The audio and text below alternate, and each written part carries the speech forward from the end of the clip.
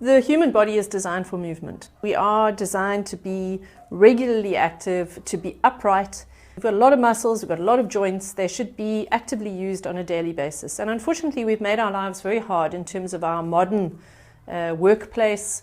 We pretty much sit scrunched up for most of the day, just standing on two legs, and just a mild movement, bending down, any kind of action performed on the feet actually counteracts the cellular degeneration that occurs in the cells. The other thing is that we also, by standing, are creating a pump action for the vascular system. Because we are working against gravity, we're forcing the blood up through the heart, and that in itself keeps the heart healthy.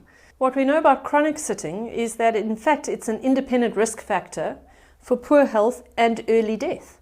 Chronic sitting really is anything over 6 hours, seated without any significant movement. It doesn't really matter how much you exercise. If you're sitting for 6 hours or more in a day, you can do an hour of exercise, and those 6 hours would have cancelled out that hour, any benefit that you would have accrued with that hour of exercise.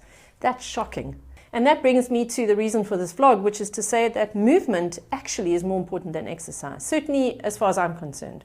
Try, for every hour that you sit, you try and move for a good 5 minutes of that. So perhaps it's saying you set an alarm every hour, it goes off, you get up, you walk to a toilet on another floor or in a different building, maybe you need to speak to a colleague, go and see them rather than phoning them. Think of ways to get off your ass. Maybe it's going to get water, I don't know, whatever you want to do. Maybe it's walking around the building once.